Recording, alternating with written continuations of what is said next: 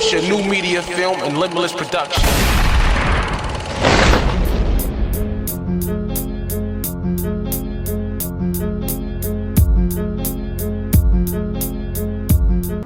Hey, how you doing? You on Showtime TV? We're here with Michelle from Yonkers, New York, and I'm here today to tell you a little bit about myself. So what exactly are we here to talk about? We're here to talk about I'm going through something that I believe that a lot of people out there, especially females, are going through, but silent about it, which is a person stalking you. I'm going to tell you a little bit about what I'm going through. In 2012, I used to live in the Bronx, New York. There was a gentleman that his alias name was Papo. Everybody knew him, but he lived next door to me. He had a dog. One day I walked out of my house and the dog launched at me. I told management about what happened. From that day on, my life has been a living hell, and I mean it. From that day, he kept on harassing me, following me.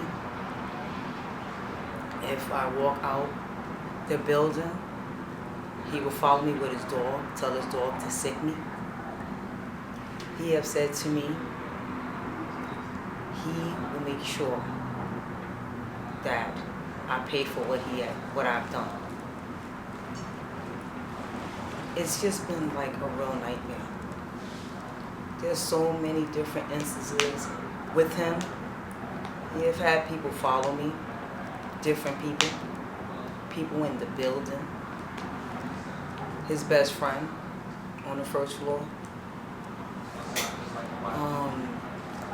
It's just so much, and it's very draining. When did you know that the situation was going to a different level?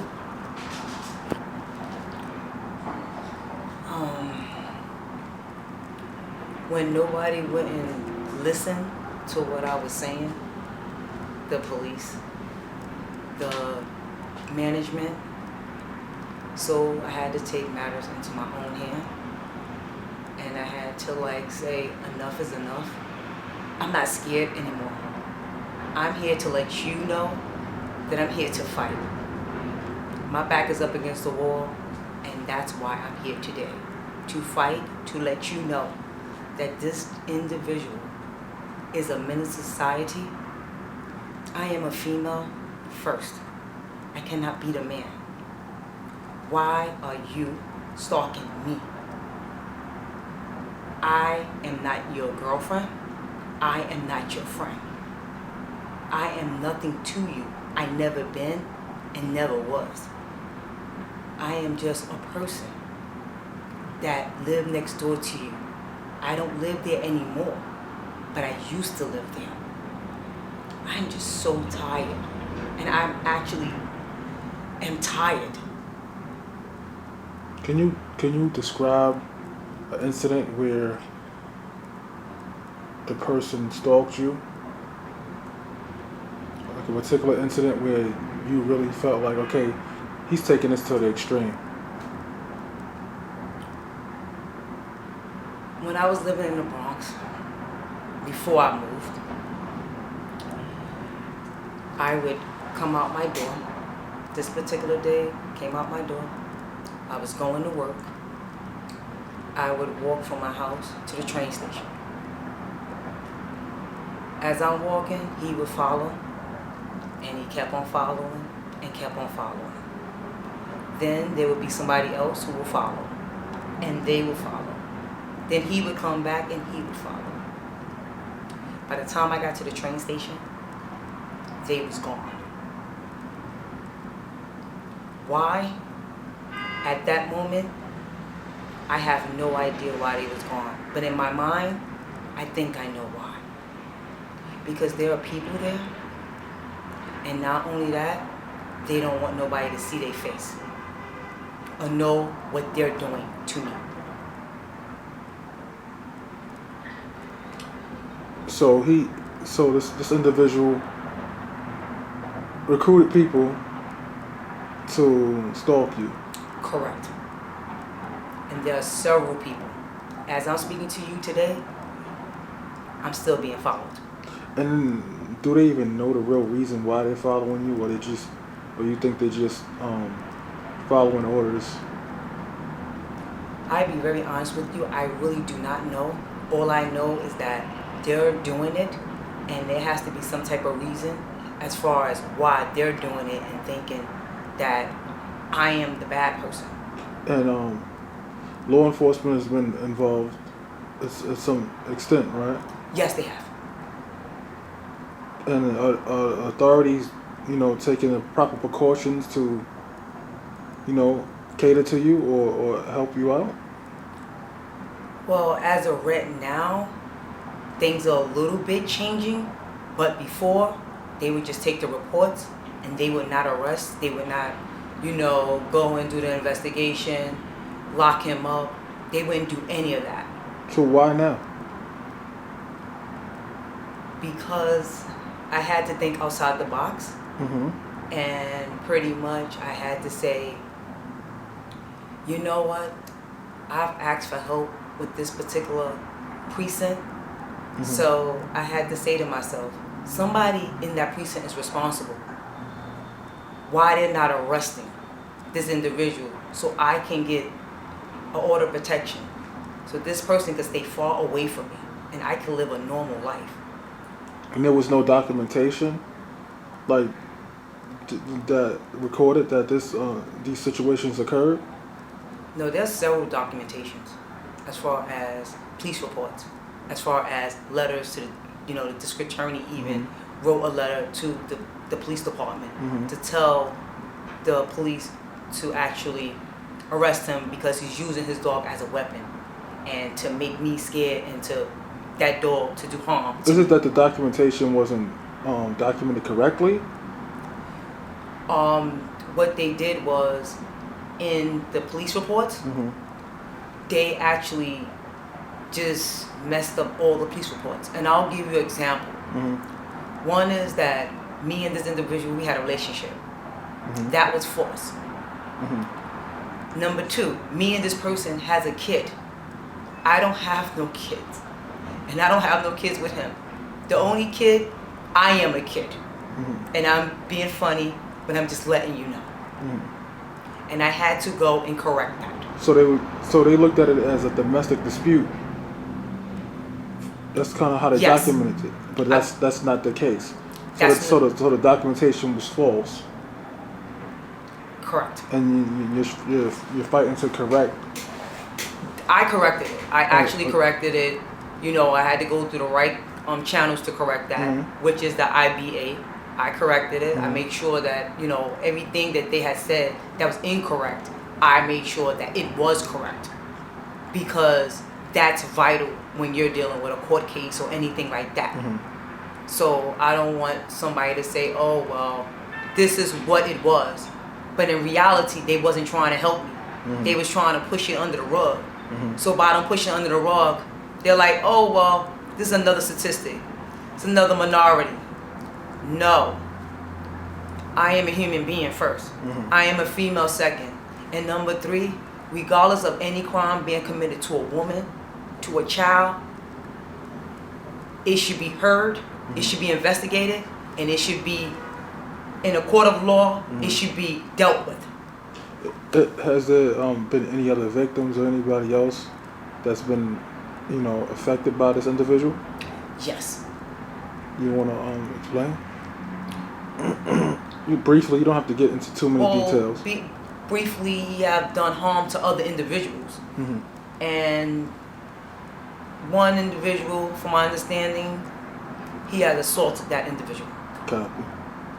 And pretty much, it's something that could have been prevented, from my understanding. But he's who he is, and as a result, he needs to be off the streets. He is stalking me. He will not stop. And he stated that he will not stop at all. And so what's the problem with getting an order of protection? Because it seems like everybody's doing it these days.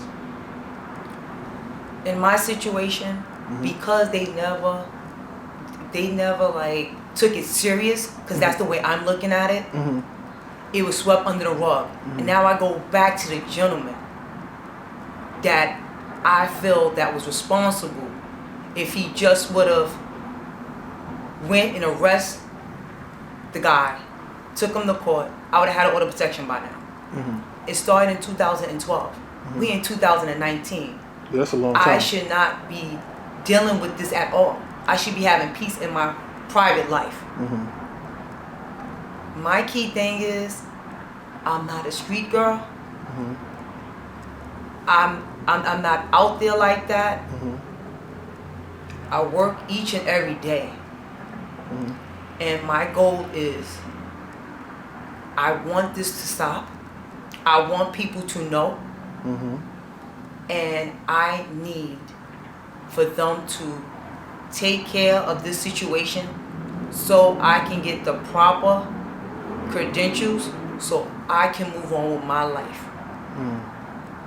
I'm just so tired of him, of his individual cronies, as I'm going to say, his flunkies, as I'm going to say, and his entourage. From my understanding, he has this whole craziness going on in his mind. He wants to hurt me from far away. And when I mean by far away, meaning if he's 5 blocks away, that flunky is the one who's going to hurt me. But he's 5 blocks away. So when it happens... Now who's he? Who's he? His name is Gilberto. His last name is Davila. AKA Papo. He lives in Bronx, New York. And pretty much, he has a dog. And that dog name is Princess.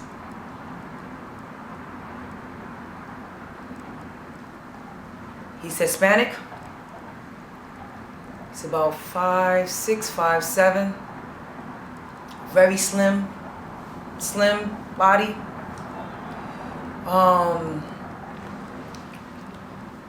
That's pretty much what I know about him.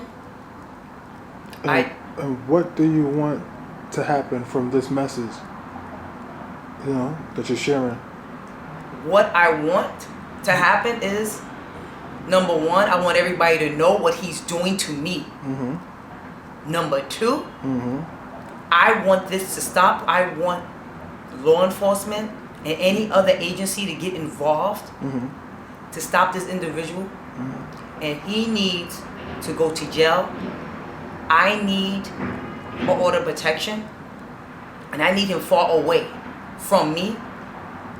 This man even found out where I live at. I had to actually move from the Bronx to the other location that I'm at now, which is not fair to me as a female. This man does not care about nobody. He has time on his hand, and I don't have time on my hand. What I want to say to y'all guys is, please, I need y'all to really, really think about what I'm saying to y'all. I also need y'all to think about, what if it was you? Or what if you're in that type of situation and you are still scared, and you see an individual like me who is saying, I'm not scared anymore. I want to fight. And I'm fighting right now by being in this camera and looking at y'all. This is the way I'm going to fight. I never did this type of social media or any blogs or anything. I have kept quiet about this situation. But this is the fight. And this is going to be the beginning of, I don't know what to come out of it. But I know one thing. If you're sitting on your couch, if you're sitting at your computer, if you're in school right now and you're looking at this, I want you to think about there are other people out there that are so scared, that are so silent, and they're going through it and you don't even know. You have no idea. But once